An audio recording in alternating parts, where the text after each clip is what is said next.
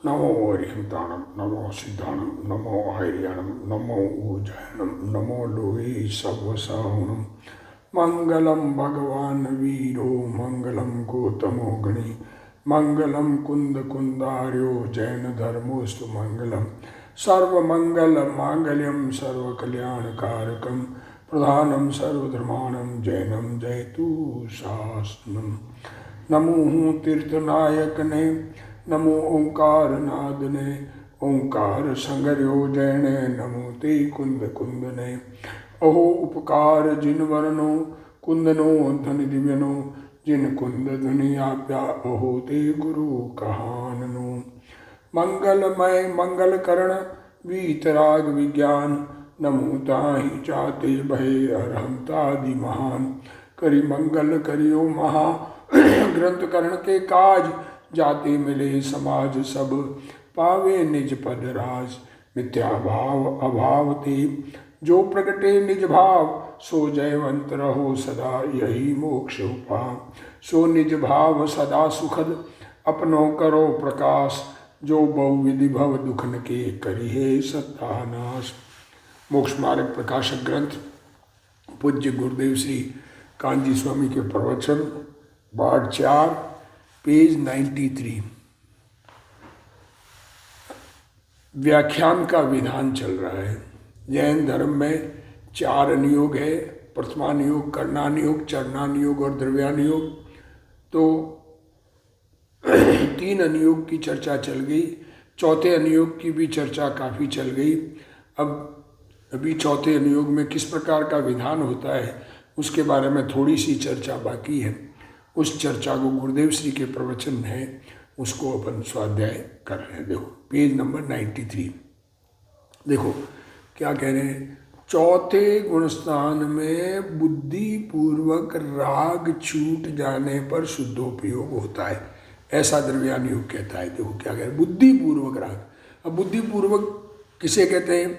एक तो हम इच्छा पूर्वक करें उसको बुद्धिपूर्वक कहते हैं, एक राग इच्छा पूर्वक करें, एक राग जो ज्ञान में ज्ञात होता है उसको भी बुद्धिपूर्वक कहते हैं। पर जो राग ज्ञान में ज्ञात नहीं होता वो अबुद्धिपूर्वक है, भगवान जानते हैं, हमारे ज्ञान में ज्ञात नहीं होता।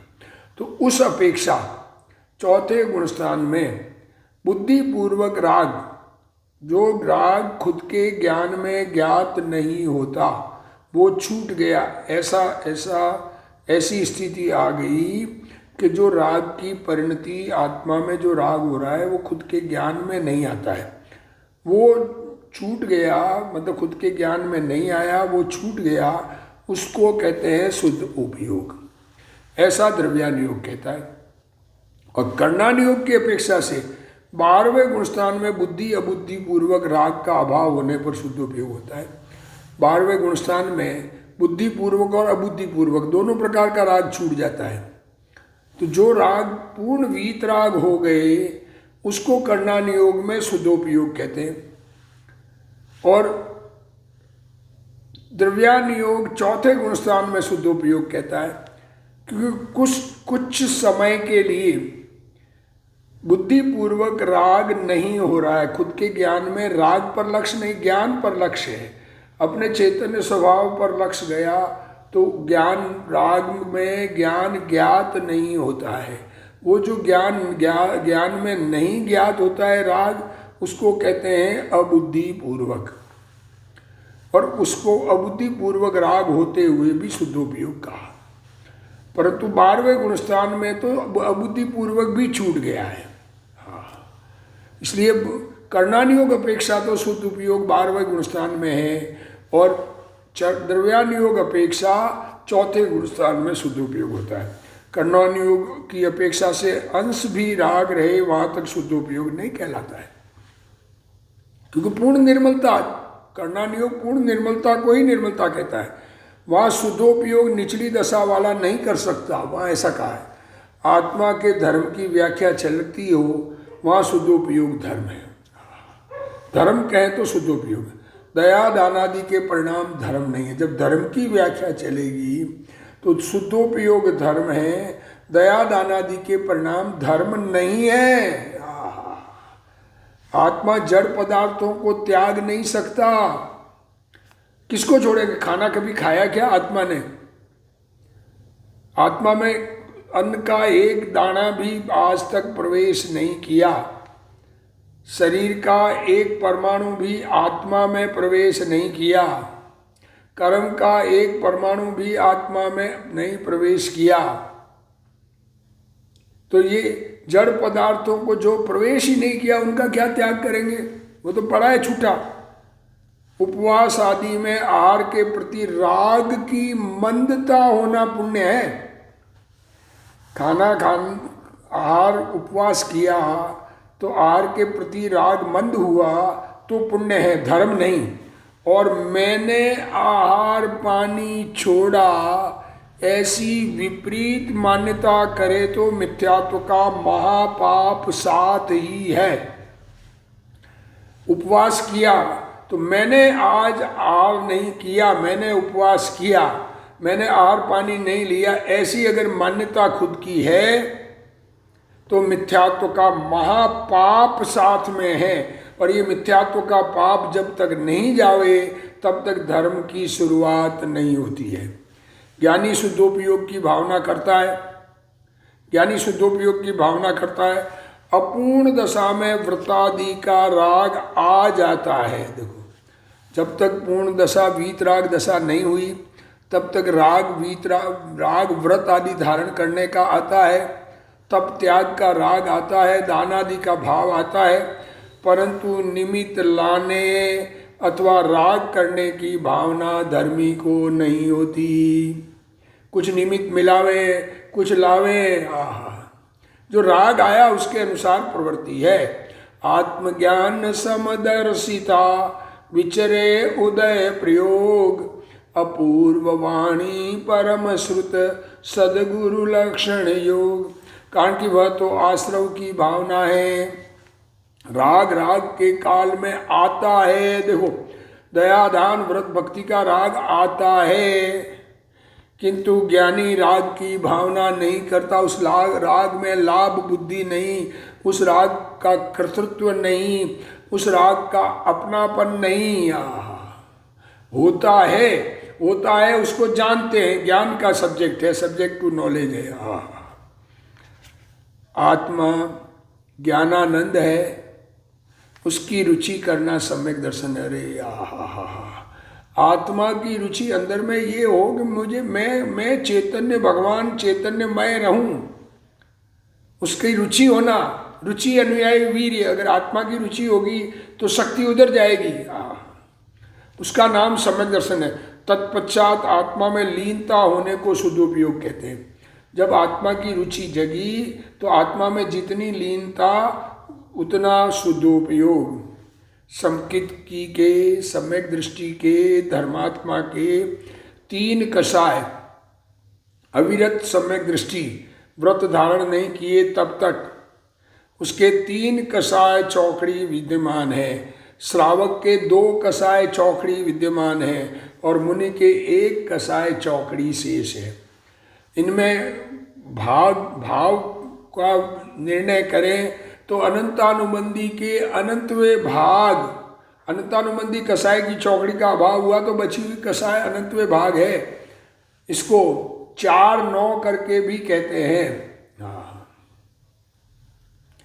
1 9 हटाने पर कितना कर्जा चुक गया, वो अनंतानुबंधी चुक गई। अप्रत्याख्यान कषाय, फिर 3 9 बचे। श्रावक के, अविरत के 3 9 बचे। मिथ्या दृष्टि के 4 9 का कर्जा है। सम्यक दृष्टि के 3 9 बचे तो कितना कर्जा उतर गया, विचार करें। और जब व्रत धारण किए तो 2 9 बचे तो कितना कर्जा और चुक गया। और मुनियों के तो 1 9 ही बचा है, उतनी कषाय है, उतना ही कर्जा बचा है। तो मुनियों के कर्जा बचा ही नहीं है, ये कहना चाह रहे। देखो, मुनि के 1 कषाय चौकड़ी शेष है। अंदर में अव्यक्त राग होता है। देखो, अव्यक्त राग खुद के ज्ञान में नहीं है, परंतु बुद्धिपूर्वक राग का अभाव करके आत्मा में स्थिरता करना सदुपयोग है। ऐसा उपयोग करूं, देखो अगर आप हट से उपयोग को बदलने की कोशिश कर रहे हैं, इसका मतलब कर्तृत्व बुद्धि नहीं छूटी। ऐसा उपयोग करूं, ऐसी हट ज्ञानी के नहीं है। देखो क्या कहते, हट से करने की बुद्धि छूटे तो हट खत्म हो, और करने की बुद्धि छूटना, इसी का नाम सम्यक दर्शन है। यह दशा समकिति के सहज आती है। ऐसा उपयोग लाऊं, इस इच्छा से शुद्धोपयोग नहीं आता। मैं शुद्धोपयोग करूं, ऐसी इच्छा से नहीं होता। सच्चा निर्णय करके रुचि आत्मसन्मुख हो तो सहज रूप से कषाय की उपशांता हो जाती है। समकिति जब शुद्धोपयोग लाना चाहे तब ला सकता है ना, ऐसा प्रश्न किया है। समकिति जब शुद्धोपयोग लाना चाहे तब ला सकता है कि नहीं, ये प्रश्न है। तो उत्तर दे रहे, मैं शुद्धोपयोग लाऊं, समकिति के ऐसी इच्छा नहीं है। क्या कह रहे, जो शुद्धोपयोग लाने की इच्छा भी तो राग है, इच्छा राग है, और उससे शुद्धोपयोग नहीं आता। अरे सुख चाहिए तो संपूर्ण इच्छा का अभाव इष्ट होता है। इच्छा से राग खत्म करने की इच्छा से राग नहीं मिटता है। स्वभाव सन्मुख होने पर इच्छा छूट जाती है। समकिति को सदा अकषाय परिणमन है। जिसको आत्मा का अनुभव हो गया उसके अनंतानुमति अब 9,999 रुपए के कर्जे में से 9,000 चुक गया तो पीछे बचा कितना है? अकषाय परिणमन है। छठवें गुणस्थान में अकषाय परिणमन है। क्या कह रहे, छठवें गुणस्थान में कषाय है ही नहीं। 9 रुपये का कर्जा गिने जावे क्या? इतनी कषाय कम हो गई। परंतु शुद्धोपयोग नहीं है। देखो क्या है, छठवें गुणस्थान में अकषाय भाव है पर उपयोग शुद्ध नहीं है, क्योंकि ज्ञान में राग ज्ञात होता है। चौथे 5वें गुणस्थान में शुद्ध परिणति तो सदा है। एक बार उपयोग शुद्धता सन्मुख हुआ तो परिणति बनी रहती है, वो तो सदा है, परंतु शुद्धोपयोग सदा नहीं है। स्वरूप में छठे गुणस्थान में शुद्धोपयोग नहीं, शुद्धोपयोग 7वें गुणस्थान में होता है। ये बात समझनी है। स्वरूप में लीन होने पर बुद्धिपूर्वक का राग का अभाव होना शुद्धोपयोग है। स्वभाव सन्मुख दृष्टि हुई, फिर काल क्रम में शुद्धोपयोग आता है। क्या कह रहे, समकिति को शुद्धोपयोग की भावना है, परंतु इच्छा पूर्वक शुद्धोपयोग को लाऊं ऐसा लोभ नहीं है। अंदर में है शुद्धोपयोग, इष्ट लगता है, क्योंकि आनंद सुख इष्ट लगता है, और शुद्धोपयोग होने पर सुख होता है। संवर होने पर सुख होता है, तो संवर का सुख सम्यक दृष्टि को एक बार मिला तो वो सुख कंटिन्यू चाहिए, ऐसा परिणाम तो अंदर में रहेगा। पर बना दूं ये परिणाम, ऐसा नहीं आता। उसको आत्मा की दृष्टि सदा है, परंतु शुद्धोपयोग सदा नहीं है। स्वभाव सन्मुख होने पर शुद्धोपयोग होता है। स्वामी कार्तिकेय अनुप्रेक्षा गाथा 397 में लोभ के 4 प्रकार कहे हैं। उनमें उपयोग के लोभ को भी लोभ कहा है, शुद्धोपयोग का लोभ। ज्ञानी को उपयोग का भी लोभ नहीं होता। अरे है जैसा है, मैं तो शुद्ध त्रिकाली भगवान हूं। मुझे करना क्या है? कुछ भी तो नहीं करना है। ऐसा अकर्ता स्वभाव समझ में आ गया। देखो, ज्ञानी को उपयोग का लोभ नहीं होता, शुद्धोपयोग सहज होता है। इच्छा होना भावना नहीं है, शुद्धोपयोग की इच्छा होना करने की ये भावना नहीं है। अंदर में इष्ट लगना ये भावना है। क्या कह रहे हैं आप? रबड़ी इष्ट लगती है पर रबड़ी खाने की इच्छा होना अलग चीज और रबड़ी इष्ट लगना अलग चीज। ऐसा दुनिया के पदार्थों में भी होता है कि नहीं होता है? उसी प्रकार शुद्धोपयोग लगना होना अच्छा लगता है, पर शुद्धोपयोग करें ये नहीं होता। इच्छा हुई, ये तो आश्रव भाव है। ज्ञान में एकाग्रता होना भावना है।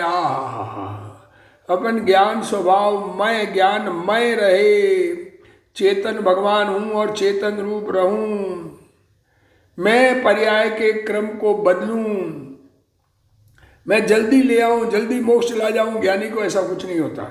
यह दृष्टि मिथ्या दृष्टि की है।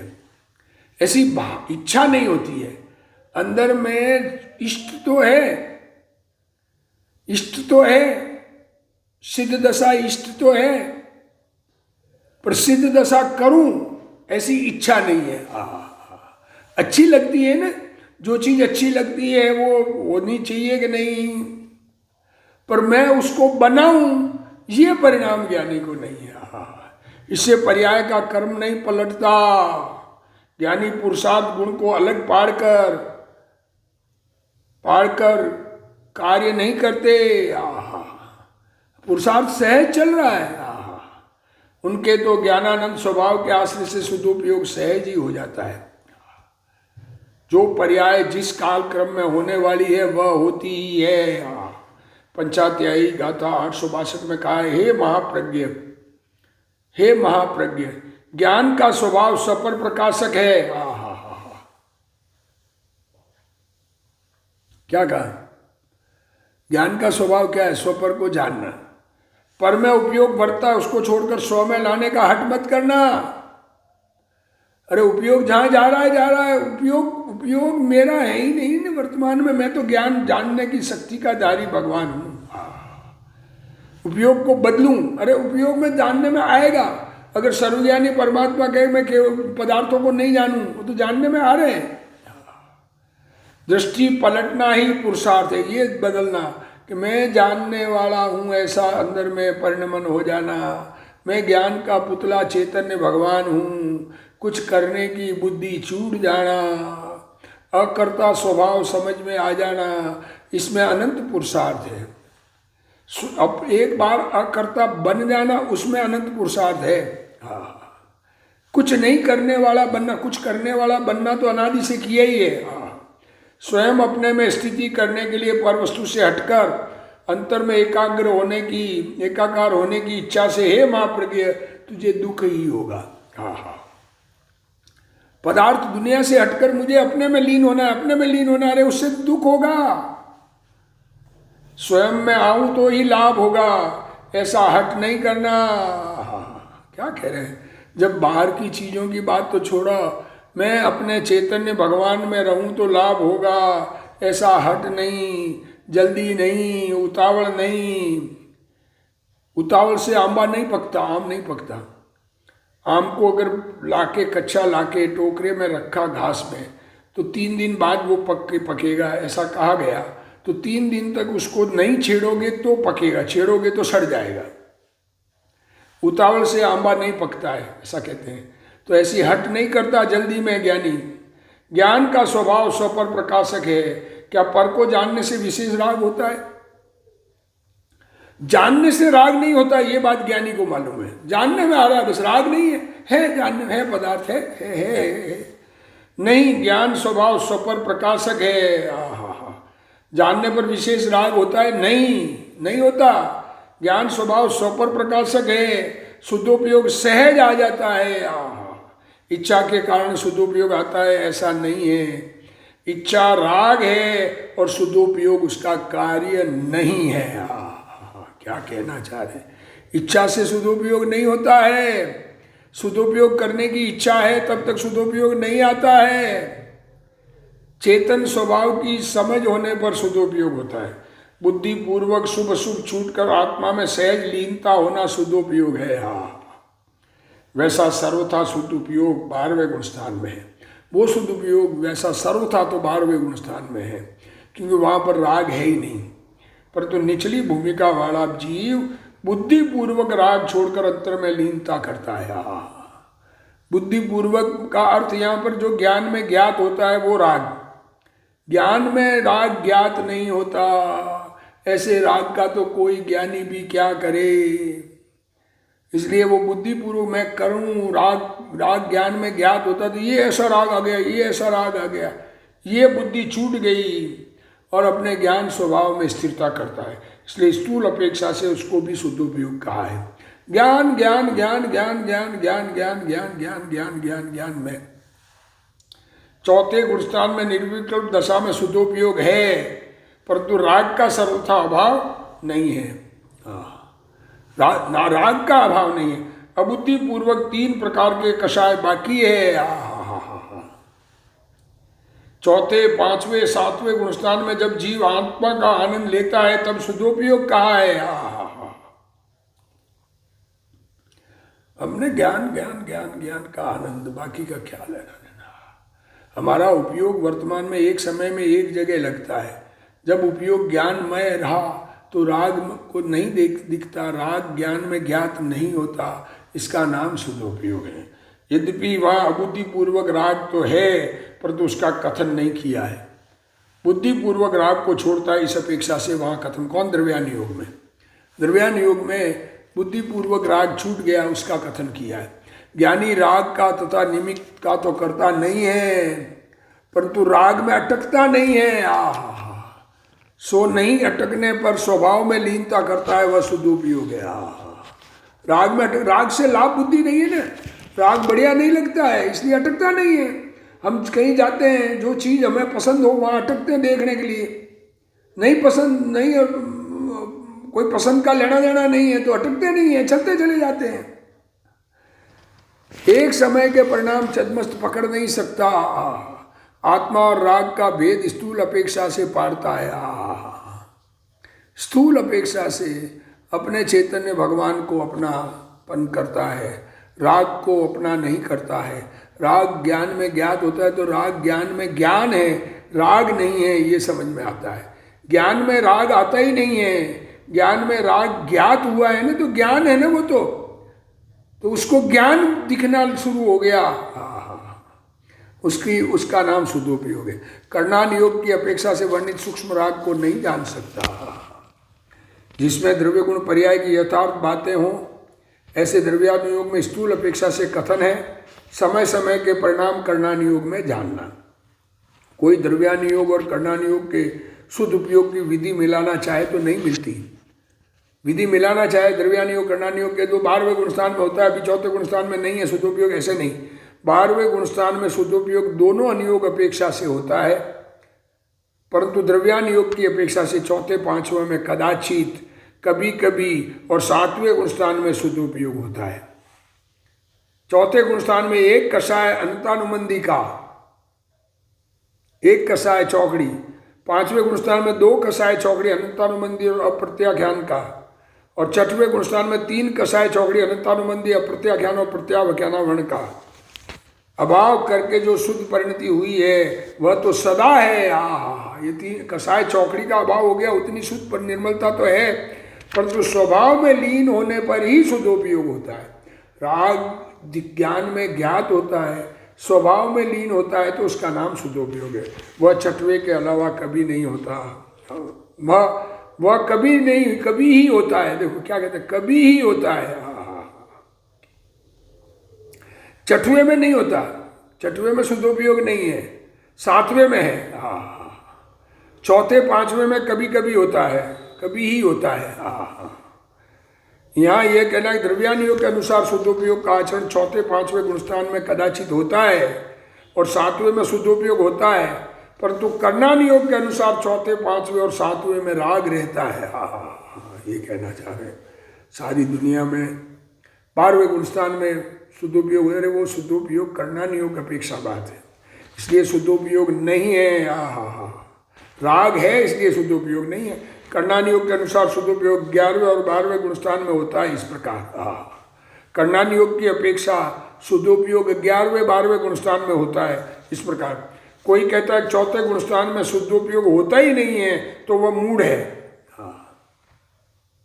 द्रव्यानुयोग की अपेक्षा से वहां शुद्धोपयोग है, क्या द्रव्यान योग की अपेक्षा का मतलब खुद के बुद्धि गोचर राग नहीं है, इस अपेक्षा शुद्ध उपयोग है। कोई कहता है चौथे पांचवें और सातवें गुणस्थान में शुद्ध उपयोग सदा होता है, तो ऐसा भी नहीं है। चौथे पांचवें में कदाचित कभी कभी होता है, तथा चौथे पांचवें में कभी कभी होता है, और सातवां तो छठे सातवें झूलते रहते हैं। कर्णान योग की अपेक्षा से चौथे पांचवें गुणस्थान में शुद्ध उपयोग हो गया, ऐसा भी नहीं है। देखो, कर्णान योग की अपेक्षा बात करें तो शुद्धता हुई नहीं, पूर्ण शुद्धता होने पर ही शुद्ध उपयोग कर्णान योग कहता है। कर्णान योग की अपेक्षा से 11वें 12वें गुणस्थान में शुद्ध उपयोग है। कर्णान योग की बात करें तो 11वें 12वें गुणस्थान में शुद्ध उपयोग है।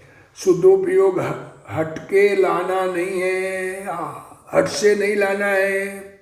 शुद्ध उपयोग जिद से, मैं ध्यान में बैठ के शुद्ध उपयोग अभी का अभी ले आता हूं,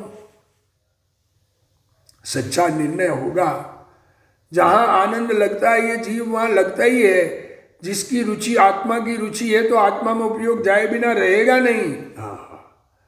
वस्तु सहज है, क्रम फेर नहीं है। गायक स्वभाव की दृष्टि होकर पर्याय दृष्टि छूटने से स्वभाव तरफ गमन होता है।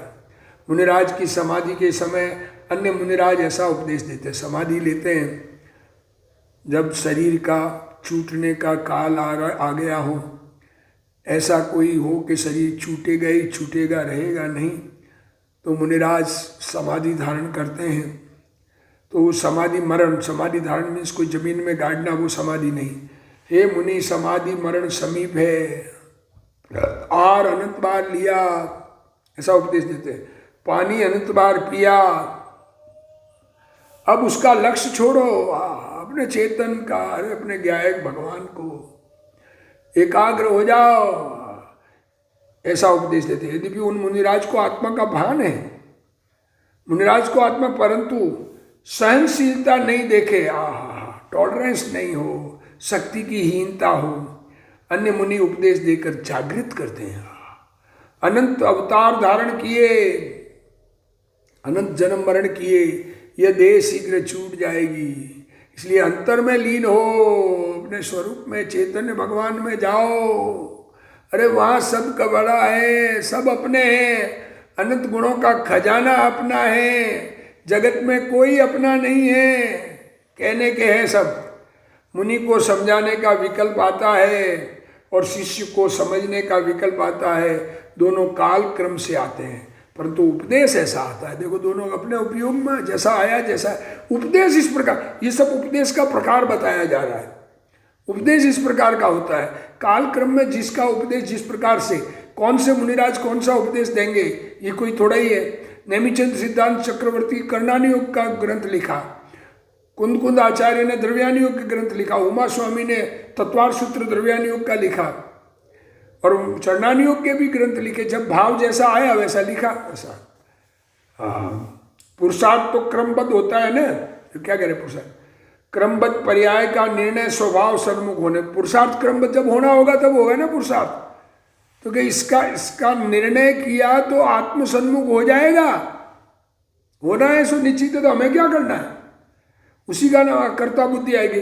तब पर की कर्ता बुद्धि और राग की कर्ता बुद्धि छूट जाती है, ये कर्तृत्व का अभिमान छूट जाता है, स्वभाव सन्मुख दशा सहज होती है। अरे अपना चैतन्य स्वभाव इस तरफ दशा सहज होती है। उपदेश की पद्धति अमुक प्रकार की आती है, उपदेश अमुक प्रकार से दिया जाता है, परंतु मर्म दूसरा है। कहने का अभिप्राय समझना चाहिए, धर्म का मर्म समझना चाहिए।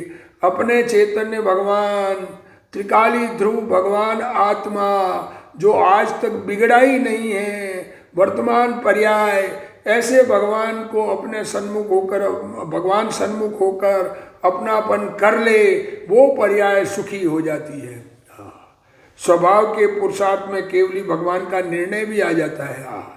ऐसे स्वभाव सन्मुख होने पर, स्वभाव में लीनता होने पर केवल ज्ञान होता है, तो केवल ज्ञानी होते हैं ये बात निर्णय आती है, आता है तो क्रम पर्याय क्रमबद्ध होती है, ये निर्णय भी आ जाता है। और यही मोक्ष मार्ग है।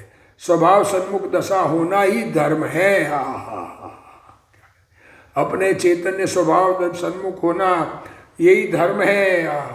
इस प्रकार द्रव्यान योग में कहा है कि द्रव्य दृष्टि होने के पश्चात बुद्धि पूर्वक राग छूटकर स्वभाव में लीन होना शुद्धोपयोग है। द्रव्य दृष्टि हुई, द्रव्य को अपना बनाया, चैतन्य भगवान अपना हुआ, और राग अपने ज्ञान में ज्ञात नहीं हो, ऐसा राग हो तो उसको राग नहीं गिनते हैं द्रव्यान योग वाले, और शुद्ध उपयोग उसको कहते हैं। तो ये बुद्धि पूर्वक राग छूट गया, उसका नाम शुद्धोपयोग द्रव्यान योग अपेक्षा कहा गया है। और भी इस संबंधी चर्चा आगे चलेगी। अभी जिनवाणी स्तुति। हे जिनवाणी भारती तोई जपो दिन रैन, जो तेरा शरणा गए सो पावे सुख चैन। जा वाणी के ज्ञान ते सूझे लोकालोक, सो वाणी मस्तक नमो सदा देत हूँ ढोक। जिनवाणी मात की जय।